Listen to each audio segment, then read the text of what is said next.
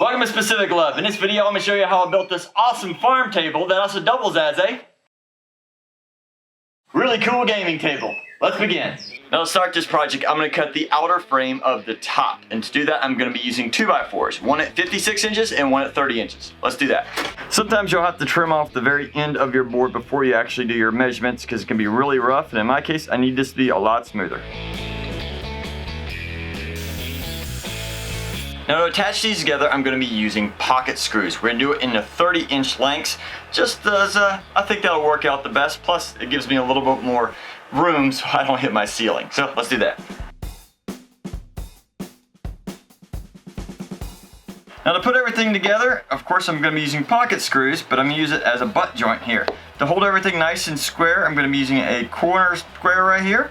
We're going to clamp that in place and then screw it together so there's very little chance of this moving around. Also, I'm going to be using some glue just for added support.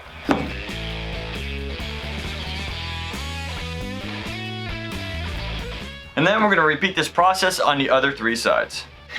Now while the frame is drying, I'm going to be cutting out the legs. I purchased some Douglas fir 4x4s with the hopes that it'll be a little bit stronger and last a little bit longer, especially since your feet will be kicking it more often. This should be more resistant. We're going to cut these at 30.5 inches.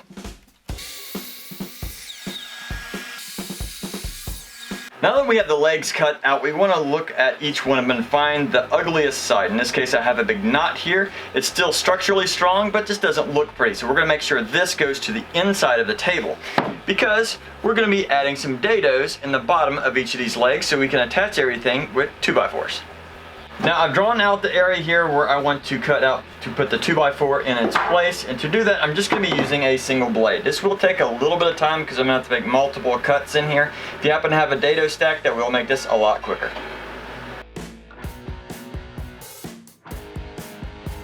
Now that I have the dados cut in the legs, I need to cut out an additional 2x4 to sit in these. These are going to be about 30 inches across and I need to make two of them. Alright, now that we have everything cut to size, let's give this a quick test fit. Alright, that should fit in there nicely. Whenever you're doing this, you want to make sure that it'll slide in easily so you don't need to hammer it in so that when you add either your glue or whatever you're going to use to support this as wood expands and contracts, it's not going to be too tight. So, that should work. And now that these fit into the legs, I need to cut an additional dado in each of these sideboards so I can have one board run the full width of the table. Now that I have these cut out, I'm going to have a board that stretches from end to end. I got to cut that out and it should be 53 inches. Now that I have the frame and the legs all cut out, we're going to actually take this into our garage. The lighting isn't the best, but the floor is much flatter than my shop. That way we can turn this frame upside down and we can add the legs into place to make sure everything's going to line up. And if it does, we might glue some of the legs together. Let's do this. Once we got everything in place, we clamped the legs so they wouldn't move and then carefully took off the side pieces, added some glue, and clamped them back together. For the gaming part of this table, I need a board that is 26 inches by 49 inches. And yes, 49 is just a hair over what the width of this is. So I think I'm going to be able to try and cut it at 48 and just space it out just a little bit on each side and let that ½ inch just kind of, hopefully it will work out. So this is ½ inch birch plywood. Let's cut this. Now I've designed this inner table so that I'm going to have to cut out each of these corners so that it'll just fit in a little bit tighter. I'm going to be using a jigsaw to do that, so let's get started.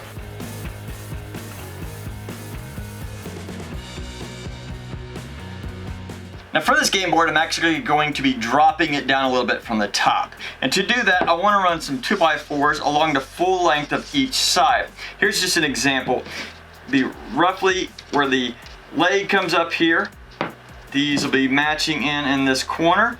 But if you look, 3.5 inches is just too much of a drop for me. So I'm going to be ripping the 2x4s down to right in half, so it'll be about 1 3/4, and that should lower it down enough for everything to be game playable and still look really cool. Alright, before I rip the boards down, I'm actually going to cut them to the full lengths first so it's not as much strain on my table saw, and I just think it'll be a little bit safer. So let's do that.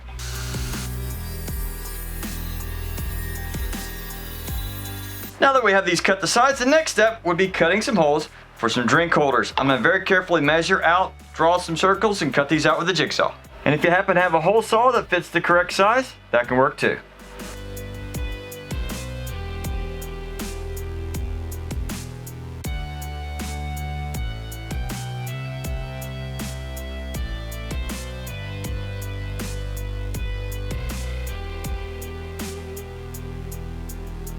Now that I got the table all cut to size, I got the holes for the drink holders. I have it notched on the ends and this should fit nicely within that frame. I want to add a top material. Now definitely before I even add these borders on this piece, I want to add a dark felt so that it won't show stains easy. It'll be easy on the hands. You don't have to worry about this ever getting a splinter in you, and it'll just be easy for cards and whatever else that's going to be played or thrown on it. Now once this is put in place, I then can put the border back on and screw everything together. Now to keep this from moving around, I'm going to peel it back.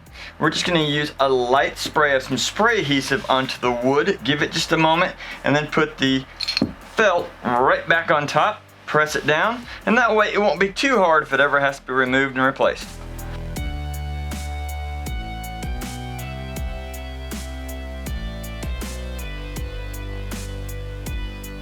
Now I'm giving the glue time to dry. I'm trying to figure out the exact size of screws I want to use for the setup. I'm ending up going with some 2-inch pocket screws, and that's just because it has the lip right here on the end, and that'll give strength. So I'm going to go from under the plywood.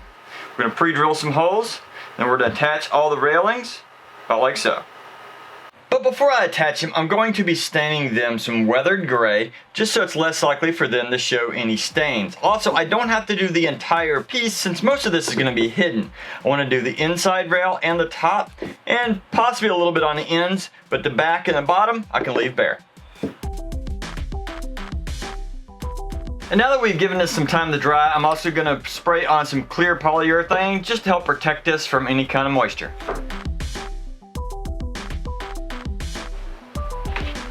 Alright, well that's drying. I've taken the game piece and I've flipped it upside down. We're going to pre-drill all the holes so once it dries we can attach it quickly.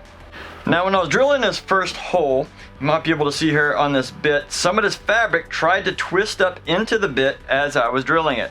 I probably should have drilled the holes before I added the fabric, but we're just going to go with this. So just be extra careful.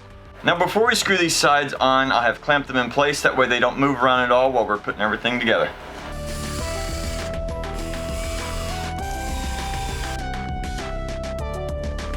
And then I'm just going to use a pair of scissors to go along the side here just to remove a lot of this excess.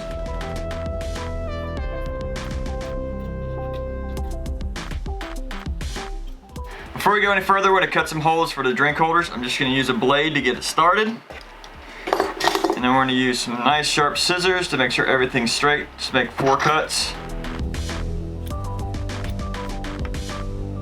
And then the drink holders should slide right inside.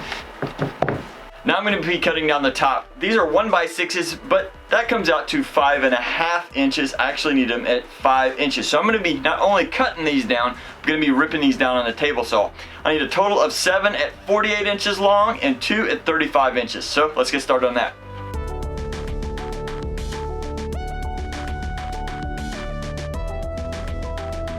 Now that we have everything cut to size on the 5 center ones here, I'm going to have to glue these together. So we're just going to have to position these the best way we can. I know there's a little gap here, but I think once we have the glue in it and squeeze together, it should be fine. Otherwise, let's do this. And if you can, try and alternate the grains. It'd be less likely for them to warp. Now I'm taking all the wood and I'm flipping it upside down on top of my workbench here because I know it is flat. We're going to glue all these together, and then we're going to add some weight to it and add some clamps.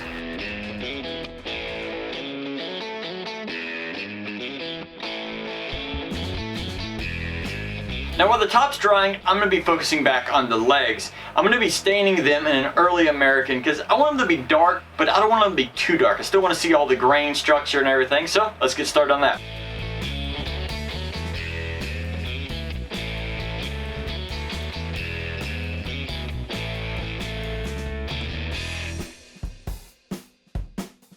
Now that the glue's dried, I'm going to go over the back side first with an orbital sander and a hand plane. I'm starting with the back so I can learn exactly how this wood is going to react to both of these so that if there's any minor mess ups, they're not going to be seen. Also, that'll allow me to have a little experience. When I do flip this over and do the top, I know exactly how it's going to react. So, let's do this.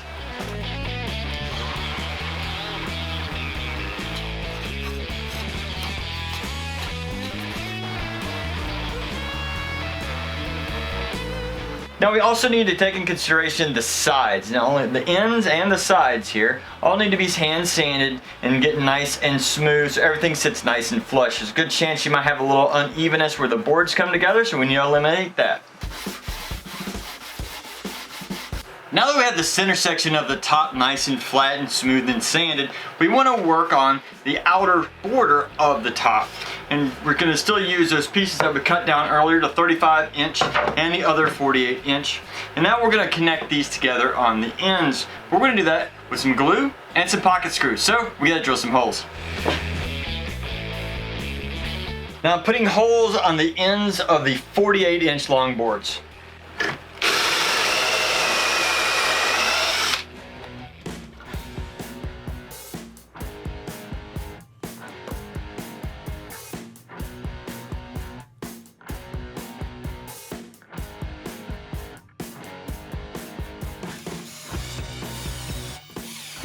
Now we're giving this top outer piece some time to dry. I went ahead and stained this outside frame. If you notice, I have it on all sides except for this. And so I'm going to be adding some glue onto here to adhere everything together. But all three of the other visible sides, I went ahead and stained.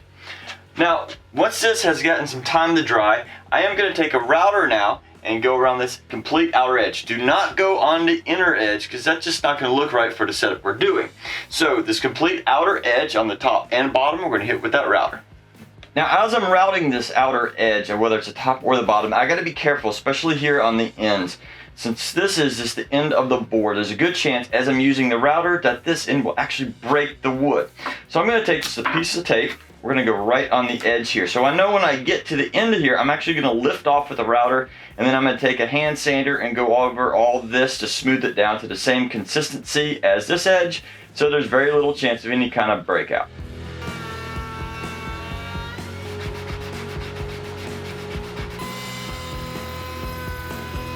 Now I wanted to adhere the outer top to the inside gaming part of the box, the table. So I went along the edge here and I cleaned up. I had a little bit too much stain and urethane. I realized I went too far off the edge, and I've cleaned it up with some sandpaper. Now right now it doesn't look all that good, and when I get everything lined up, it again is going to be showing where I sanded some of that off. So later, after we get this glued on, I'm going to go back, tape it off, do a little bit more gray stain around here so everything looks good.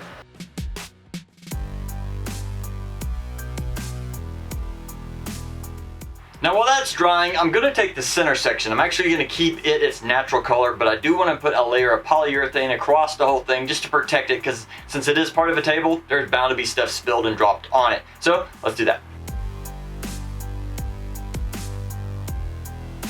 Now that we've given this over an hour to dry, it's not good enough to put a lot of weight on, but should be good enough to take the weight off so we can move it over to our garage, and that way we can flip this thing upside down and we can add the main frame to this top.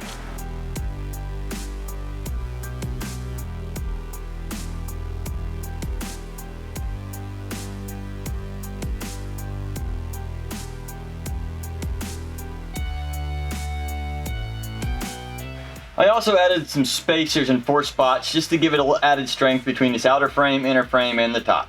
Now I went ahead and I stained the same color on the top that I did on the sides and on the legs, so everything looks nice and uniform. If you look here, it really pops with the gray. Also, once you get it stained, it's a great idea to put some kind of a polyurethane around this, because that'll help protect it from anything that may get spilled on it, or the oils from your arms, your hands that of course people are going to be using and resting on it. And of course you don't want any rings from your drinks, so you need to protect this. So next up, let's put some legs on this thing and let's get it self-standing. Alright. Because the legs are so thick, I'm going to have to put some screws in from the outside. And to do that, I'm going to put 2 on each side.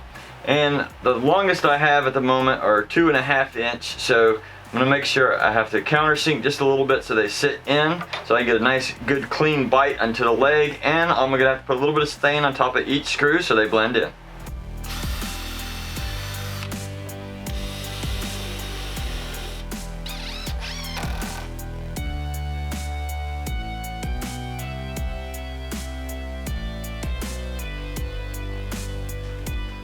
Now we put the table on the ground, And we've added this last brace underneath here. I currently have it clamped in place. I'm gonna put a couple screws in each side from the top, dab a little bit of stain on it, and it should be the last piece of support we need for this table. Then we can go out and test it.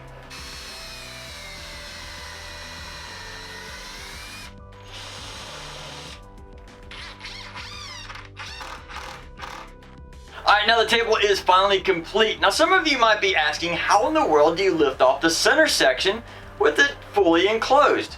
Well, that's quite simple. You lift your hand right under one of the drink holders, you push up real slowly, the table lifts up, and you can easily grab it off. And there we have it, an awesome gaming table slash farm dining room table, whatever you want to call it. This is actually going to be going to my oldest son. He just moved into his own apartment and he needed a table, so here you go, son. I hope you enjoy it, and I know you will. Otherwise, get out in your shop and have fun building. Now stop that. Now I'm going to be cutting out the leg. I actually perked the legs. I cannot talk right now. A 56 cent, 50 was for 4x4s. Wow. Come on, I can't talk right now. Should work. That was dumb. Just like that. Now wrap it up.